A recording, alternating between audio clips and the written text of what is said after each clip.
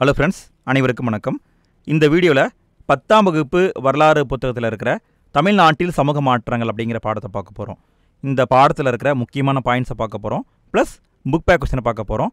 சுருக்கமாக தெளிவாக பார்த்துடலாம். முதல்ல என்ன கொடுத்துருக்காங்க அப்படின்னு பார்க்கும்பொழுது தமிழுடைய மறுமலர்ச்சியை பற்றி கொடுத்துருக்காங்க. அதாவது அந்த காலத்தில் தமிழ் நூல்கள் எப்படி இருந்ததுன்னா ஓலைச்சுவடி வடிவத்தில் இருந்தது. அது எப்படி இப்போ இருக்கிற புத்தக வடிவுக்கு மாறியது அப்படிங்கிறத கொடுத்துருக்காங்க. ஐரோப்பிய மொழிகள் தவிர்த்து அச்சில் ஏறிய மொழிகளில் முதல் மொழி அப்படின்னு பார்த்தா தமிழ் மொழி தான். இதுக்கு உதாரணம் என்ன அப்படின்னு பார்த்தா 1578 தம்பிரான் வணக்கம் அப்படிங்கிற புத்தகம் கோவாவில் வெளியிடப்படுது. இந்த புத்தகம் தான் தமிழில் அச்சடிக்கப்பட்ட முதல் புத்தகம். அடுத்தது இந்தியாவில் அச்சகம் உருவாக்கப்படுது. எப்போ அப்படின்னு பார்க்கும்பொழுது 1709 முழுமையான அச்சகம் சீகன் பால்கு என்பவரால் தரங்கம்பாடியில் உருவாக்கப்படுது. இப்படி இந்தியாவிலேயே அச்சகம் வந்தது. அடுத்து பின்னால் ஏகப்பட்ட நூல்களை அச்சிட்டு வெளியிட உதவிகரமாக இருந்திருக்கு. திருக்குறள் 1812 வெளியிடப்பட்டது. அடுத்தது ஏகப்பட்ட நூல்களை நிறைய அறிஞர்கள் அச்சிட்டு வெளியிடுறாங்க. குறிப்பாக இங்கே 2 பேரை பற்றி சொல்லியிருக்காங்க. முதல்ல பார்க்கக்கூடியவர் சி.வை. தாமோதரனார். இவர் ஏகப்பட்ட நூல்களை பதிப்பிச்சு வெளியிட்டிருக்காரு. என்னென்ன நூல்கள் அப்படின்னு பார்க்கும்பொழுது தொல்காப்பியம், வீரசோழியம், இறையனார் அகப்பொருள், இலக்கண விளக்கம், கலித்தொகை, சூளாமணி. இந்த நூல்களை எல்லாத்தையுமே எடுத்து அச்சிட்டு பதிப்பித்து வெளியிட்டவர் யார்னா சி.வை. தாமோதரனார். அடுத்தது உவே சாமிநாதரை பார்க்க போகிறோம். இவரும் நிறைய நூல்களை பதிப்பித்து வெளியிட்டிருக்காரு. முதல் நூலாக சிவகசிந்தாமணியை 1887 பதிப்பித்து வெளியிட்டார். அடுத்தது 10 பாட்டு, சிலப்பதிகாரம், புறநானூறு, புறப்பொருள் வெண்பா மாலை, மணிமேகலை, ஐங்குறுநூறு, பதிற்று 10 இந்த நூல்கள் எல்லாத்தையுமே பதிப்பித்து வெளியிட்டிருக்காரு. அடுத்து யாரை பற்றி பேசுகிறாங்க அப்படின்னு பார்த்தா F.W. எல்லிஸை பற்றி பேசுகிறாங்க. எல்லிஸ் யார் அப்படின்னு பார்க்கும்பொழுது 1816 சென்னையில் புனித ஜார்ஜ் கோட்டையில் ஒரு காலேஜை உருவாக்கியவர் இவர் தான் முதல்ல தென்னிந்திய மொழிகள் தனிப்பட்ட மொழி குடும்பத்தை சார்ந்தவை அப்படிங்கிற கருத்தை சொன்னவர். அடுத்து யாரை பற்றி சொல்கிறாங்கன்னா கால்டுவெல்லை பற்றி சொல்கிறாங்க. தென்னிந்திய மொழிகளின் ஒப்பீட்டு இலக்கணம் என்ற நூலை 1856 கால்டுவெல் வெளியிட்டிருக்காரு. குறிப்பாக தமிழின் தொன்மையை நிலைநாட்டியவர் கால்டுவெல் தான். அடுத்து யாரை பற்றி பேசுகிறாங்க அப்படின்னு பார்க்கும்பொழுது ஆபிரகாம் பண்டிதரை பற்றி பேசுகிறாங்க. ஆபிரகாம் பண்டிதர் தமிழ் இசைக்கு சிறப்பு செஞ்சதோடு தமிழ் இசை வரலாறு குறித்த நூலையும் வெளியிட்டிருக்காரு. அடுத்தது என்ன சொல்கிறாங்க அப்படின்னு பார்க்கும்பொழுது தமிழுக்கு தொண்டாற்றிய 2 முக்கியமான நபர்களை பற்றி பேசுகிறாங்க. முதல் நபர் பரிதிமாறு கலைஞர், 2வது நபர் மறைமலை அடிகள். இந்த 2 பேரையும் கொஞ்சம் விளக்கமாக பார்ப்போம். பரிதிமாறு கலைஞர் இவருடைய இயற்பெயர் வி.கோ. சூரியநாராயண சாஸ்திரி. இவர் மதுரையை சார்ந்தவர். சென்னை பல்கலைக்கழகத்தில் பேராசிரியராக பணியாற்றியவர். இவரை பற்றி நம்ம வீடியோ போட்டிருக்கோம். பார்க்காதவங்க டிஸ்கிரிப்ஷனில் கொடுக்குறேன், பார்த்துக்கோங்க. குறிப்பாக அந்த காலத்தில் சென்னை பல்கலைக்கழகம் தமிழை வட்டார மொழி அப்படின்னு அழைச்சிக்கிட்டு இருந்தாங்க. ஆனால் இவர் அதை எதிர்த்து தமிழ் ஒரு செம்மொழி, இதை வட்டார மொழின்னு சொல்லாதீங்க அப்படின்னு குரல் கொடுத்தவர். குறிப்பாக இவர் மேற்கத்திய இலக்கிய மாதிரிகள் மீது கொண்டிருந்த தாக்கத்தின் விளைவாக தமிழ் மொழியில் 14 வரி செய்யுள் வடிவத்தை அறிமுகம் பண்ணியிருக்காரு. அடுத்தது மறைமலை அடிகளை பார்க்க போகிறோம். இவருடைய இயற்பெயர் வேதாச்சலம். இவரை என்னென்னு அழைப்பாங்க அப்படின்னு பார்க்கும்பொழுது தமிழ் மொழியியல் தூய்மைவாதத்தின் தந்தைன்னு சொல்லுவாங்க. தனித்தமிழ் இயக்கத்தை உருவாக்கியவர் அப்படின்னும் சொல்லுவாங்க. இவர் தான் தனித்தமிழ் இயக்கம் அப்படிங்கிறத 1916 உருவாக்கம் செஞ்சிருப்பார். இவருடைய இயற்பெயர் வேதாச்சலம். இவர் தனித்தமிழ் இயக்கத்தை உருவாக்கின பிறகு இவருடைய பேரை மறைமலை அடிகள் அப்படின்னு மாற்றிக்குவார். அடுத்தது பார்க்கும்பொழுது இவருடைய பத்திரிகையான ஞானசாகரம் அப்படிங்கிறத அறிவுக்கடல் அப்படின்னு பேர் மாற்றம் பண்ணியிருப்பார். இவருடைய நிறுவனமான சமரச சன்மார்க்க சங்கம் அப்படிங்கிறத பொதுநிலை கழகம் அப்படின்னும் மாற்றிருப்பாங்க. இவருக்கு ஒரு மகள் இருப்பாங்க. அவங்க பெயர் நீலாம்பிகை அம்மையார். அவங்க தமிழ் சொற்கள் அடங்கிய அகராதியையும் உருவாக்கியிருப்பாங்க. குறிப்பாக இவரை பற்றி சொல்லும் பொழுது இவர் இளமையில் சித்தாந்த தீபிகா அப்படிங்கிற பத்திரிகையில் வேலை பார்த்தவர். குறிப்பாக இவருடைய ஆசிரியர்கள் யார் அப்படின்னு பார்க்கும்பொழுது பி. சுந்தரனார், சோமசுந்தர நாயகர். இந்த 2 பேரும் தான் இவருடைய ஆசிரியர்கள். குறிப்பாக இவர் 2 நூல்களுக்கு விளக்க உரை எழுதியிருக்காரு. என்னென்ன நூல்கள் அப்படின்னு பார்த்தோம்னா பட்டினப்பாலை, முல்லைப்பாட்டு. அடுத்து யாரை பற்றி பேசுகிறாங்க அப்படின்னு பார்க்கும்பொழுது திராவிட இயக்கத்தின் எழுச்சியை பற்றி பேசுகிறாங்க. இது வரைக்கும் தமிழுடைய எழுச்சியை பார்த்தோம். இப்போ திராவிட இயக்கத்தின் எழுச்சியை பார்க்க போகிறோம். ஏன் திராவிட இயக்கம் உருவாகுது அப்படின்னு பார்க்கும்பொழுது 1911 மக்கள் தொகை கணக்கெடுப்பு செய்கிறாங்க. அப்போ பார்த்தா பிராமணர்களின் எண்ணிக்கை 3% தான் இருக்குது. மற்ற வகுப்பினர் எண்ணிக்கை 90% இருக்குது. ஆனால் பிராமணர்கள் தான் கவர்மெண்ட் ஜாப்பில் இருக்காங்க, நல்லா படித்தவங்களாம் இருக்காங்க. இந்த நிலையை மாற்றணும் அப்படிங்கிறதுக்காக உருவாக்கப்பட்டது தான் திராவிட இயக்கம். முதல்ல எப்போ உருவாகுது அப்படின்னு பார்க்கும்பொழுது 1909 பிராமணர் அல்லாத மாணவருக்கு ஹெல்ப் பண்ணணும் அப்படிங்கிறதுக்காக மதராஸ் பிராமணர் அல்லாதோர் சங்கம் அப்படிங்கிற அமைப்பு உருவாக்கப்படுது. இதுதான் ஃபஸ்ட்டு உருவாக்கப்பட்ட அமைப்புங்க. அடுத்து யாரை பார்க்க போகிறோம்னா டாக்டர் சி நடேசனாரை பார்க்க போகிறோம். இவர் நிறைய ஹெல்ப் பண்ணியிருக்காரு. குறிப்பாக 1912 டாக்டர் சி நடேசனார் வந்து மதராஸ் ஐக்கிய கழகம் அப்படிங்கிற அமைப்பை உருவாக்கினார். எதுக்காக அப்படின்னா பிராமணர் அல்லாத மாணவர்களுக்கு உதவி செய்யணும் அப்படிங்கிறதுக்காக உருவாக்கியிருக்காங்க. இவர் பின்னால் இந்த அமைப்பின் பெயரை மதராஸ் திராவிட சங்கம் அப்படின்னு மாற்றுறாரு. குறிப்பாக இவர் என்ன பண்ணியிருக்காரு அப்படின்னு பார்க்கும்பொழுது 1916 சென்னையில் திருவல்லிக்கேணியில் திராவிடர் இல்லம் அப்படிங்கிற ஒரு விடுதியை வந்து உருவாக்கியிருக்காரு. இந்த விடுதி எதுக்காகன்னா திராவிடர் அல்லாத மாணவர்கள் கல்வி கற்கணும் அப்படிங்கிறதுக்காக உருவாக்கப்பட்ட ஒரு விடுதி. அடுத்தது எதை பற்றி பேச போகிறோம் அப்படின்னா தென்னிந்திய நல உரிமை சங்கம் நீதி கட்சியை பற்றி பேச போகிறோம். பிராமணர் அல்லாதவர்கள் முன்னேறணும் அப்படிங்கிறதுக்காக உருவாக்கப்பட்ட கட்சி தான் நீதி கட்சி. எப்போ உருவாக்கப்பட்டுச்சு அப்படின்னு பார்க்கும்பொழுது 1916 நவம்பர் 20 உருவாக்கப்பட்டுச்சு. உருவாக்கியவர்கள் டாக்டர் நடேசனார், சர் பிட்டி தியாகராயர், TM நாயர், அலமேலு மங்கை தாயாரம்மாள் உட்பட 30 பேர் சேர்ந்து உருவாக்குறாங்க. குறிப்பாக இந்த 30 பேரும் 1916 டிசம்பரில் விக்டோரியா பொது அரங்கில் கூடி பிராமணர் அல்லாதோர் அறிக்கை அப்படிங்கிற அறிக்கையை வெளியிடுறாங்க. அதன் அடிப்படையில் இதை வந்து ஒரு அரசியல் கட்சியாகவே மாற்றுறாங்க. குறிப்பாக இந்த நீதி கட்சியானது 3 நியூஸ் பேப்பர்களை வெளியிடுது. 3 மொழியில் வந்து வெளியிடுது. அதை நீங்கள் நல்லா கவனிக்கணும். தமிழில் திராவிடன், அதுவே இங்கிலீஷாக இருந்தால் ஜஸ்டிஸு, தெலுங்கில் வந்து ஆந்திர பிரகாசிகா. இந்த 3 மொழியிலும் நீதி கட்சி பேப்பரை வந்து வெளியிடுறாங்க. நீதி கட்சி அடுத்தது அரசியலில் இறங்குறாங்க. எப்படி அப்படின்னு பார்க்கும்பொழுது 1919 மாண்டேகு ஜிம்ஸ்போர்ட் சீர்திருத்த சட்டம் அப்படிங்கிற சட்டம் கொண்டு வரப்படுது. அந்த சட்டத்தில் என்ன சொல்லியிருப்பாங்கன்னா மாகாணங்களில் இரட்டை ஆட்சியை அறிமுகப்படுத்தணும் அப்படின்னு சொல்லியிருப்பாங்க. அதன் அடிப்படையில் 1920 தேர்தல் நடக்குது. நீதி கட்சி தேர்தலை நிற்குது, ஜெயிக்குது. எவ்வளோ இடங்கள் ஜெயிக்குது அப்படின்னு பார்க்கும்பொழுது மொத்தம் இருந்த 98 இடங்களில் 63 இடங்கள் வந்து வின் பண்ணுது. நீதி கட்சி ஆட்சி பிடிக்குது. முதலமைச்சராக சுப்பராயலு ஆகிறாரு. இந்த டேட்டா வந்து பழைய புக்கில் இருக்குது, புது புக்கில் இல்லை. இதை மட்டும் நீங்கள் ஜஸ்ட் நோட் பண்ணிக்கோங்க. முதலமைச்சர் சுப்பராயலு எப்போனா 1920. இரண்டாவது முதலமைச்சர் 1923 பனகல் அரசர். அடுத்து யாருன்னு பார்த்தா 1926 பி சுப்பராயன். அடுத்தது பார்த்தா 1930 பா முனுசாமி நாயுடு. 1934 பொப்புளி ராஜா. இப்படி வந்து நீதி கட்சி தான் தமிழகத்தை வந்து ஆட்சி பண்ணிகிட்டு இருந்திருக்காங்க. அடுத்து என்ன நடக்குது அப்படின்னு பார்க்கும்பொழுது 1937 தான் முதலாக தேர்தலில் காங்கிரஸ் கட்சி களம் இறங்குறாங்க. காங்கிரஸ் கட்சி இறங்கின பிறகு நீதி கட்சி ரொம்ப படுதோல்வி அடைஞ்சு இந்த கட்சி பின்னால் காணாமையே போகுது. ஆனாலும் இந்த கட்சி ஆட்சி பண்ண குறுகிய காலத்தில் ஏகப்பட்ட சீர்திருத்தங்களை பண்ணியிருக்காங்க. இந்த சீர்திருத்தங்கள் தான் நமக்கு ரொம்ப ரொம்ப முக்கியம். குறிப்பாக ஒடுக்கப்பட்ட பிரிவு குழந்தைகள், அந்த குழந்தைகள் வந்து ஸ்கூலில் சேர்த்துக்கணும் அப்படிங்கிற ஒரு ஆர்டரையும் நீதி கட்சி தான் போட்டாங்க. குறிப்பாக 1923 ஒடுக்கப்பட்ட வகுப்பு மாணவர்களுக்கான தங்கும் விடுதிகளை உருவாக்குறாங்க. அடுத்து பார்த்தா நீதி கட்சி தான் முதல்ல தேர்தல் ஆசையில் பெண்களும் பங்கேற்கலாம் அப்படிங்கிறத கொண்டு வந்தாங்க. எப்போன்னா 1921. இதன் அடிப்படையில் பார்த்தோம்னா தான் 1926 முத்துலட்சுமி அம்மையார் இந்தியாவின் முதல் பெண் சட்டமன்ற உறுப்பினராக தேர்ந்தெடுக்கப்படுறாங்க. முக்கியமான பாயிண்ட்ஸ் நோட் பண்ணிக்கோங்க. அடுத்தது நீதி கட்சி 2 வகுப்பு வாரி அரசாணைகளை வெளியிடுறாங்க. எப்போன்னு பார்த்தா 1921 செப்டம்பர் 16 1922 ஆகஸ்ட் 15 2 வகுப்பு வாரி அரசாணைகளை வெளியிடுறாங்க. இதன் அடிப்படையில் தான் TNPSC உருவாக்கப்படுது. அதாவது அரசு அதிகாரிகளை தேர்வு செய்ய 1924 பணியாளர் தேர்வு வாரியம் அப்படிங்கிறது உருவாக்கப்படுது. இதை பார்த்த ஆங்கில அரசு 1929 பொது பணியாளர் தேர்வாணையம் அப்படிங்கிறது உருவாக்கப்படுது.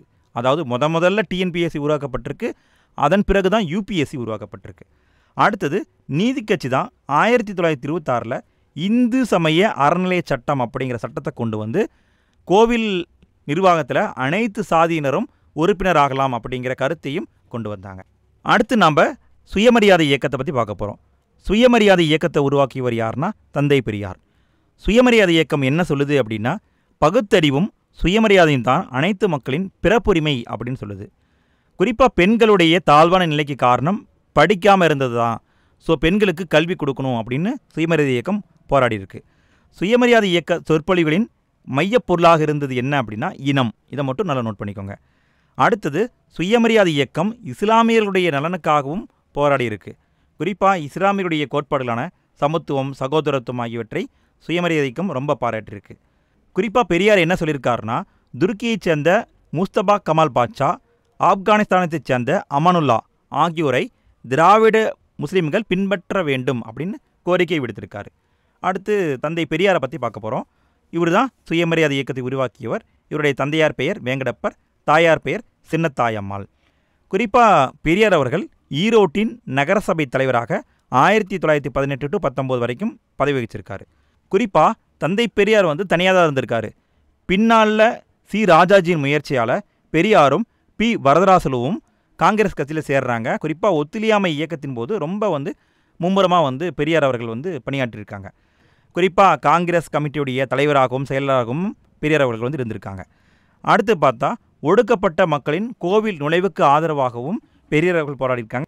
அடுத்து என்ன சொல்கிறாங்க அப்படின்னு பார்க்கும்பொழுது, காங்கிரஸ் கட்சி சார்பில் சேரன் மாதேவியில் ஒரு உண்டு உறைவிட பள்ளி நடத்தப்பட்டு வருது. அந்த பள்ளியை யார் நடத்திக்கிட்டு இருக்காங்க அப்படின்னு பார்க்கும்பொழுது வாவே சுப்பிரமணியம் அப்படிங்கிறவர் நடத்திட்டு இருக்காரு. அந்த பள்ளியில் சாதி அடிப்படையிலான பாகுபாடு பின்பற்றப்படுது. இதை பார்த்த பெரியார் மனசு ரொம்ப நொந்து போகிறாரு. அடுத்து என்ன நடக்குது அப்படின்னா, சட்டசபை போன்ற பிரதிநிதித்துவ அமைப்பில் பிராமணர் அல்லாதவருக்கு அந்த அளவுக்கு இடஒதுக்கீடு கொடுக்கல. எனவே அதையும் பெரியார் அவர்கள் கேட்குறாங்க. குறிப்பாக 1925 காஞ்சிபுரத்தில் காங்கிரஸ் குழுவுடைய ஆண்டு கூட்டம் நடக்குது. அந்த கூட்டத்தில் பெரியார் அவர்கள் இந்த தீர்மானத்தையெல்லாம் கொண்டு வராங்க. இந்த தீர்மானம் தோல்வி அடையுது. இதனால் மனசு நொந்த பெரியார் அவர்கள் 1925 காங்கிரஸ் கட்சியை விட்டு வெளியே வராரு. வெளியே வந்த உடனே பெரியார் அவர்கள் சுயமரியாதை இயக்கம் அப்படிங்கிறத உருவாக்குறாங்க. இந்த இயக்கத்துக்கு 5 செய்தித்தாள்களை வெளியிடுறாங்க. என்னென்ன செய்தித்தாள், எந்த ஆண்டு அப்படிங்கிறது நமக்கு ரொம்ப ரொம்ப முக்கியம். குடியரசு 1925 வெளியிடப்பட்டது, ரிவோல்ட் 1928, புரட்சி 1933, பகுத்தறிவு 1934, விடுதலை 1935. இந்த 5 செய்தித்தாள்கள் வெளியிடுறாங்க. குறிப்பாக பார்த்தோம்னா சுயமரியாதை இயக்கத்தின் அதிகாரப்பூர்வ செய்தித்தாள் அப்படின்னு பார்த்தா குடியரசு. இதை மட்டும் நல்லா மைண்டில் வச்சுக்கோங்க. அடுத்தது பெரியார் அவர்கள் என்ன பண்ணுறாங்கன்னா, அவ்வப்போது சித்திரபுத்திரன் அப்படிங்கிற புனைப்பெயரில் கட்டுரைகளையும் எழுதிட்டு வராப்புல. அடுத்தது இவர் பல வெளிநாடுகளுக்கு சுற்றுப்பயணம் மேற்கொண்டு அங்கே நடந்த விஷயங்களை நம்ம தமிழகத்தில் அமல்படுத்தணும் அப்படின்னு சொல்லிட்டு தீவிரமாக முயற்சி பண்ணுறாரு. குறிப்பாக இவர் பர்மாவுக்கு 1954 போனாப்புல. எதுக்கு அப்படின்னு பார்க்கும்பொழுது புத்தருடைய 2500வது பிறந்தநாள் விழாவில் கலந்துக்கணும் அப்படிங்கிறதுக்காக பர்மா போயிருக்காரு.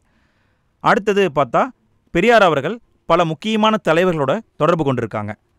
யார் அப்படின்னு பார்க்கும்பொழுது பௌத்த சமய முன்னோடியும் தென்னிந்தியாவின் முதல் பொதுவுடைமைவாதியுமான சிங்காரவேலரோட ரொம்ப நெருங்கிய நட்பரோடு இருந்திருக்காரு. அடுத்தது அம்பேத்கரோடையும் ரொம்ப நெருங்கிய நட்பரோடு இருந்திருக்காரு. அம்பேத்கர் அவர்கள் சாதி ஒழிப்பு அப்படிங்கிற புத்தகத்தை 1936 வெளியிடுறாப்புல. அந்த புத்தகத்தை உடனே அப்படியே டிரான்ஸ்லேட் பண்ணி தமிழில் பெரியார் அவர்கள் வெளியிட்டிருக்காங்க. அடுத்தது 1937 ராஜாஜி இந்தியை கட்டாய பாடம் அப்படிங்கிறத அறிவிக்கிறாரு. அதை எதிர்த்தும் இந்திய எதிர்ப்பு போராட்டத்தில் பெரியார் அவர்கள் பங்கேற்கிறாங்க. நீதி கட்சியின் தலைவராகவும் பெரியார் அவர்கள் தேர்ந்தெடுக்கப்படுவாங்க. குறிப்பாக நீதி கட்சி பின்னால் சுயமரியாதை இயக்கத்தோடையும் சேர்ந்திருக்கும். நீதி கட்சியின் பெயரை 1944 திராவிடர் கழகம் அப்படின்னு சொல்லிட்டு அறிஞர் அண்ணா அவர்கள் பெயர் மாற்றம் பண்ணியிருப்பார். பெரியார் அதை ஏற்றிருப்பார். இந்த கருத்தை சொன்னவர் யாருன்னா அறிஞர் அண்ணா. அடுத்தது பார்த்தா ராஜாஜி அவர்கள் திரும்பவும் 1952-54 தொழிற்கல்வி பயிற்சி திட்டம் அப்படிங்கிறத அறிமுகப்படுத்துகிறாரு. அதாவது குலக்கல்வி திட்டம் அப்படிங்கிறத அறிமுகப்படுத்துகிறாரு. அதை எதிர்த்த பெரியார் அவர்கள் திரும்பவும் போராட்டம் பண்ணுறாங்க. இதன் அடிப்படையில் பார்த்தா ராஜாஜி அவர்கள் முதலமைச்சர் பதவியை ராஜினாமா பண்ணுறாங்க. பிறகு தான் காமராசர் அவர்கள் சென்னையின் முதலமைச்சராக தேர்ந்தெடுக்கப்படுறாங்க. அடுத்தது வேறு என்ன கொடுத்துருக்காங்க அப்படின்னு பார்க்கும்பொழுது பெரியார் அவர்கள் சொன்ன சில கருத்துக்களை கொடுத்துருக்காங்க. சமயத்தை பற்றி பெரியார் அவர்கள் என்ன சொல்கிறாங்க அப்படின்னா, சமயம் என்றால் நீங்கள் மூட நம்பிக்கைகளை ஏற்றுக்கொள்கிறீர்கள் என்று அர்த்தம் அப்படின்னு பெரியார் அவர்கள் சொல்கிறாங்க. குறிப்பாக முறையான சமய அறிவு இருந்தால் யார் வேண்டுமானாலும் அர்ச்சகர் ஆகலாம் அப்படின்னு பெரியார் அவர்கள் சொல்லியிருக்காங்க. பெரியார் அவர்கள் பெண்களுக்காகவும் பாடுபட்டிருக்காங்க. குறிப்பாக 1929 ஒவ்வொரு முறை சுயமரியாதை இயக்க மாநாடு நடக்கும் பொழுதும் பெரியார் அவர்கள் பெண்களுக்கான நிலையை மேம்படுத்தணும் அப்படிங்கிறதுக்காக குரல் கொடுத்துக்கிட்டே வந்திருக்காங்க. குறிப்பாக பெரியார் அவர்கள் என்ன சொல்கிறாங்க அப்படின்னா, திருமணம் செய்து கொடுப்பது அப்படின்னு சொல்லக்கூடாது, அதற்கு பதிலாக வாழ்க்கை துணை அப்படின்னு சொல்லுங்கள் அப்படின்னு சொல்லியிருப்பாப்ல. அடுத்தது பெரியார் அவர்கள் ஒரு முக்கியமான நூல் எழுதியிருக்காங்க. அந்த நூலின் பெயர் என்னென்னா பெண் ஏன் அடிமையானால். அடுத்தது பார்த்தா பெரியார் அவர்கள் குடும்ப கட்டுப்பாடு கருத்தடைக்கு ஆதரவாக தன்னுடைய கருத்தை வந்து வெளிப்படுத்தியிருக்காரு. தாய்மை என்பது பெண்ணுக்கு பெருஞ்சுமையாக உள்ளது அப்படின்னும் சொல்லியிருப்பார். தந்தை பெரியாருடைய இத்தகைய போராட்டங்களின் விளைவாக 1989ஆம் ஆண்டு தமிழ்நாடு இந்து வாரிசுரிமை சீர்திருத்த சட்டம் அப்படிங்கிற சட்டம் கொண்டு வரப்பட்டு பூர்வீக சொத்தில் பெண்களுக்கு பங்கு உண்டு அப்படின்னு கொண்டு வந்துட்டாங்க. அடுத்தது என்ன கொடுத்துருக்காங்க அப்படின்னா இரட்டைமலை சீனிவாசன் அவரை பற்றி கொடுத்துருக்காங்க. இவரை நம்ம சுருக்கமாக தாத்தா அப்படின்னு சொல்லி அழைப்போம். இவர் 1859ஆம் ஆண்டு காஞ்சிபுரத்தில் பிறந்தவர்.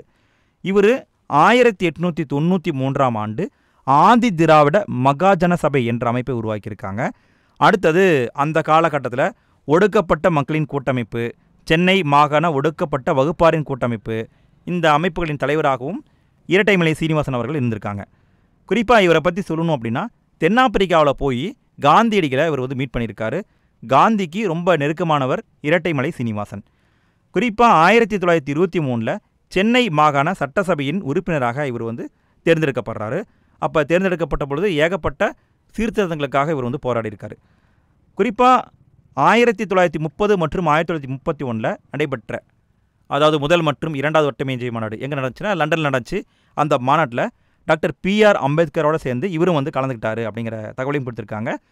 அடுத்து குறிப்பாக பார்த்தா 1932 செய்து கொள்ளப்பட்ட பூனா ஒப்பந்தத்தில் கையொப்பமிட்டவங்களில் இவரும் ஒருத்தர். குறிப்பாக இவருக்கு 3 முக்கியமான பட்டங்களை ஆங்கில அரசு கொடுத்துருக்காங்க. எதுக்குன்னா தன்னலமற்ற சேவைக்காக. ராவ் சாஹிப்புங்கிற பட்டம் 1926 கொடுத்தாங்க. ராவ் பகதூருங்கிற பட்டம் 1930 கொடுத்தாங்க. திவான் பகதூர் அப்படிங்கிற பட்டம் 1936 கொடுத்தாங்க. இவர் அவருடைய வாழ்க்கையை வரலாற ஒரு புத்தகமாக வெளியிட்டிருக்காரு. அந்த புத்தகத்தின் பெயர் ஜீவிய சரித சுருக்கம். எப்போ வெளிவந்ததுன்னா 1939 வெளிவந்தது. அடுத்து யாரை பற்றி பார்க்க போகிறோம்னா மயிலை சின்னத்தம்பி ராஜா அவரை பற்றி பார்க்க போகிறோம். மக்களால் சுருக்கமாக MC ராஜா என்று அழைக்கப்பட்டார். இவர் ஆசிரியராக இருந்தவர். அந்த காலத்தில் பள்ளி கல்லூரி இதுக்கெல்லாம் புத்தகங்களை வந்து எழுதிட்டு இருந்தார். குறிப்பாக இவர் வந்து சென்னை மாகாணத்தில் ஒடுக்கப்பட்ட வகுப்பிலிருந்து சட்ட மேலவைக்கு தேர்ந்தெடுக்கப்பட்ட முதல் உறுப்பினர். இந்த பாயிண்டை மட்டும் நல்லா மைண்டில் வச்சுக்கோங்க. அதாவது சட்ட மேலவைக்கு தேர்ந்தெடுக்கப்பட்ட முதல் உறுப்பினர் யாருன்னா MC ராஜா. குறிப்பாக சென்னை சட்டசபையில் 1920 to 26 வரைக்கும் நீதி கட்சியின் துணைத் தலைவராகவும் செயல்பட்டிருக்கார். குறிப்பாக இவர் என்ன சொல்லியிருக்காரு அப்படின்னு பார்க்கும்பொழுது ஆதி திராவிடர் ஆதி ஆந்தர் என்ற வார்த்தைகளை நீங்கள் பயன்படுத்துங்க அப்படின்னு சொல்லிட்டு மக்கள்கிட்ட சொல்லியிருக்காரு. 1928 அகில இந்திய ஒடுக்கப்பட்டோர் சங்கம் அப்படிங்கிற அமைப்பு உருவாக்கி அந்த அமைப்பின் தலைவராக நீண்ட காலம் இவர் வந்து இருந்திருக்காரு. அடுத்து என்ன கொடுத்துருக்காங்கன்னா தமிழ்நாட்டில் தொழிலாளர் இயக்கத்தை பற்றி கொடுத்துருக்காங்க. என்ன சொல்கிறாங்க அப்படின்னா சென்னை மாகாணத்தில் PP வாடியா, மா சிங்காரவேலர், திருவி கல்யாண சுந்தரம் போன்றவருடைய முயற்சியால் சென்னையில் வந்து தொழிற்சங்கம் உருவாக்க பல முயற்சிகள் வந்து மேற்கொள்ளப்படுது. குறிப்பாக எப்போ உருவாக்கப்படுது அப்படின்னு பார்க்கும்பொழுது 1918 இந்தியாவின் முதல் தொழிற்சங்கமான சென்னை தொழிலாளர் சங்கம் சென்னையில் வந்து உருவாக்கப்படுது. அதனுடைய தொடர்ச்சியாக அகில இந்திய தொழிலாளர் சங்கத்தின் முதல் மாநாடு 1920 அக்டோபர் 31 பம்பாயில் நடைபெற்றது. இதன் தலைவராக தான் நம்ம முன்னாடி பார்த்துருப்போம் சிங்காரவேலர் செயல்பட்டிருப்பார். குறிப்பாக சென்னை மாகாண தொழிலாளர் இயக்க நடவடிக்கையில் ஒரு முன்னோடியாக இருந்தவர் யாருன்னா நம்ம இப்போ தானே பார்த்தோம் மா சிங்காரவேலர். இவர் இளமை காலத்தில் பௌத்த மதத்தை பரிந்துரை பண்ணியிருக்காரு.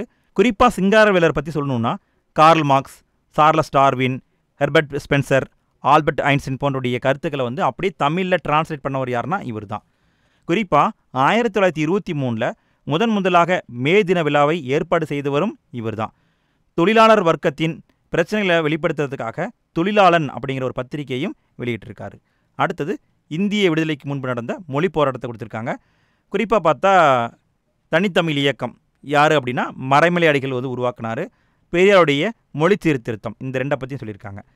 அடுத்தது ஆபிரகாம் பண்டிதரை பற்றி கொடுத்துருக்காங்க. இதை மட்டும் நம்ம கொஞ்சம் டீட்டெயிலாக பார்த்துக்கணும்.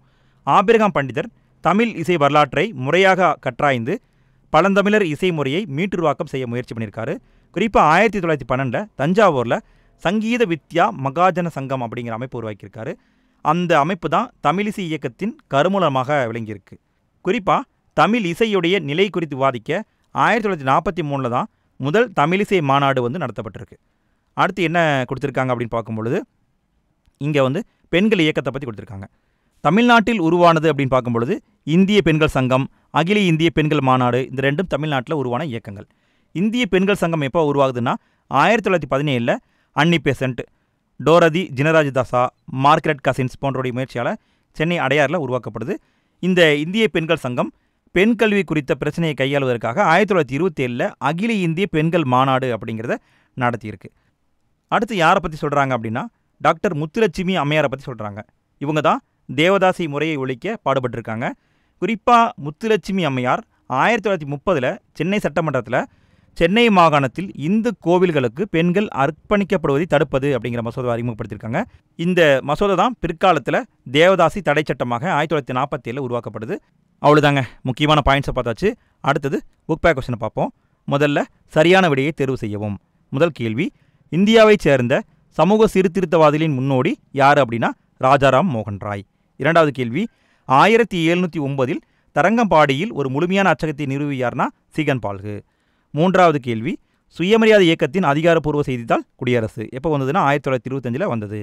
நான்காவது கேள்வி, சமயம் அகற்றப்பட்டு அந்த இடத்தில் பகுத்தறிவுவாதம் வைக்கப்பட வேண்டும் என்று பெரியார் விரும்பினார். அடுத்த ஐந்தாவது கேள்வி, 1893 ஆதி திராவிட மகாஜன சபையை நிறுவியவர் யார்னா இரட்டைமலை சீனிவாசன்.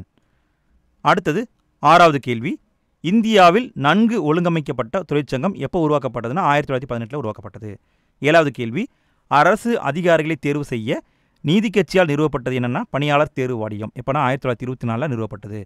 எட்டாவது கேள்வி, சென்னை மாகாணத்தில் ஒடுக்கப்பட்ட வகுப்பிலிருந்து முதன்முறையாக சட்ட மேலவைக்கு தேர்ந்தெடுக்கப்பட்டவர் MC ராஜா. அடுத்தது கோடிட்டிடங்களை நிரப்புக. முதல் கேள்வி, முதலாக அச்சேரிய ஐரோப்பிய மொழி அல்லாத மொழி என்பது தமிழ் மொழி ஆகும். இரண்டாவது கேள்வி, புனித ஜார்ஜ் கோட்டை கல்லூரியை உருவாக்கியவர் FW எல்லிஸ். மூன்றாவது கேள்வி, மறைமலை அடிகள் தமிழ் மொழியியல் தூய்மைவாதத்தின் தந்தை என கருதப்படுகிறார். நான்காவது கேள்வி, தேர்தல் அரசியலில் பெண்கள் பங்கேற்பதை முதலில் அங்கீகரித்தது நீதி கட்சி எப்போனா 1921. ஐந்தாவது கேள்வி, சூரிய நாராயண சாஸ்திரி என்னும் பெயர் பரிதிமார் கலைஞர் என பெயர் மாற்றம் செய்யப்பட்டது. ஆறாவது கேள்வி, ஆபிரகாம் பண்டிதர் தமிழ் இசைக்கு முக்கியத்துவம் கொடுத்தார். ஏழாவது கேள்வி, இந்தியாவின் முதல் பெண் சட்டமன்ற உறுப்பினர் முத்துலட்சுமி அம்மையார் ஆவார். அடுத்தது சரியான கூற்றை தேர்வு செய்யவும். முதல் கூற்று, மிக முக்கியமானதாகவே வெளியிடப்பட்ட தமிழ் இலக்கிய நூல்கள் ஒன்றான திருக்குறள் 1812 வெளியிடப்பட்டது. கரெக்டு தான். இரண்டாவது கேள்வி, பனையோலைகளில் இடம்பெற்ற பல்வேறு தமிழ் இலக்கண இலக்கிய கையெழுத்து பிரதிகளை மறைமலை அடிகள் சேகரித்து தொகுத்தார். தப்பு, இவரெல்லாம் சேகரித்து தொகுக்கல. மூன்றாவது பாயிண்ட்டு, ராபர்ட் கால்டுவெல் திராவிட மொழிக்கும் சமஸ்கிருதத்துக்கும் இடையில் இல்லாத ஒப்புமை திராவிட மொழிகளுக்கிடையே நெருக்கமாக நிலவுவதை நிரூபித்தார். தமிழின் தொன்மையும் நிரூபித்தார். கரெக்டு தான். நான்காவது பாயிண்ட்டு, திரு வி கல்யாணசுந்தரம் தொழிற்சங்க இயக்கத்தின் தொடக்க கால முன்னோடியாக இருந்தார்னா தப்பு. யாருன்னா சிங்காரவேலர். அப்போ சரியான விடை எப்படின்னு பார்த்தா 1 மற்றும் 3 சரி. அடுத்து இரண்டாவது கேள்வி, இந்திய பெண்கள் சங்கத்தை தோற்றுவித்ததில் மார்கரெட் கசினும் ஒருவர். கரெக்டு தான். பெரியார் தன் வாழ்நாள் முழுவதையும் தானே உருவாக்கிய சிந்தனையாளர்கள் பகுத்தறிவாளர்கள் அமைப்புகளின் மூலமாக மூட நம்பிக்கைகளுக்கு எதிரான பிரச்சாரத்தை மேற்கொள்வதில் செலவழித்தார். கரெக்டு தான். சிங்காரவேலர் இந்து மகாசபையின் தீவிர ஆதரவாளர். தப்பு. தென்னிந்தியாவில் உள்ள சாதி முறை வடக்கேயிலிருந்து வந்த பிராமணர்களின் வருகையோடு தொடர்புடையது என பெரியார் உறுதிபட கூறினார்னா கரெக்டு. அப்போ கூற்று 1, 2, 4 மட்டும் சரி. அடுத்தது மூன்றாவது கேள்வி, கூற்று, சென்னை மாகாணத்தில் 1920 முதல் 1937 வரை நீதி கட்சி தொடர்ந்து ஆட்சியில் இருந்தது. கரெக்டு. காரணம், இக்காலகட்டத்தில் இரட்டை ஆட்சிக்கு எதிராக காங்கிரஸ் கட்சி சட்டமன்றத்தை புறக்கணித்தது. கரெக்டு தான். கூற்றும் காரணம் சரி, காரணம் சரியான விளக்கம். அடுத்த கேள்வி, கூற்று, முதல் உலகப்போர் நடந்து கொண்டிருந்த போது ஆங்கில அரசாங்கம் இந்தியாவில் போருக்கு பின்னர் பிரதிநிதித்துவ நிறுவனங்களை அறிமுகம் செய்வது குறித்து பரிசீலனை செய்து கொண்டிருந்தது. காரணம், 1920 இரட்டை ஆட்சியானது ஒரு அரசு முறையாக மாகாணங்களில் அறிமுகப்படுத்தப்பட்டது. கரெக்டு தான். கூற்றும் காரணம் சரி. அடுத்தது பொறுத்துக. திராவிடர் இல்லம் யார் உருவாக்குனாங்கன்னா நடேசனார். தொழிலாளன் இது யாருடைய பத்திரிகைனா சிங்காரவேலர். தனித்தமிழ் இயக்கம் யார்னா மறைமலை அடிகள். ஜீவிய சரித சுருக்கம் யார் அப்படின்னா இரட்டைமலை சீனிவாசன். அவ்வளோதாங்க, எல்லாத்தையும் பார்த்தாச்சு. இதே மாதிரி நிறைய வீடியோ போட்டிருக்கோம். எல்லாத்தையுமே டிஸ்கிரிப்ஷனில் கொடுத்து விட்றேன், ப்ளஸ் எண்டு ஸ்க்ரீனில் கொடுக்குறேன். மறக்காமல் கிளிக் பண்ணி பார்த்துக்கோங்க. இந்த வீடியோவை மேக் பண்ணுறதுக்குள்ளே போதும் ஆயிடுச்சு. கிட்டத்தட்ட ரெக்கார்டிங் டைமே 1 hour ஆயிடுச்சு. இதை சுருக்கி எந்தளவுக்கு சுருக்கி போட முடியுமோ அந்தளவுக்கு சுருக்கி வீடியோவை போடுவேன். ஸோ இந்த அளவு எஃபோர்ட் போட்டு வீடியோ மேக் பண்ணியிருக்கோம். உங்களால் முடிஞ்சதுன்னா மறக்காமல் ஒரு லைக் பண்ணுங்கப்பா. அதே மாதிரி உங்கள் ஃப்ரெண்ட்ஸு யாராவது படிச்சுட்டு இருக்காங்கன்னா அவங்களுக்கும் வீடியோ ஷேர் பண்ணி விடுங்க. இந்த வீடியோ எப்படி இருக்குது அப்படிங்கிற உங்களுடைய கருத்துக்களை மறக்காமல் கமெண்ட்டில் போட்டுவிடுங்க. மீண்டும் அடுத்த வீடியோ சந்திக்கலாம். நன்றி.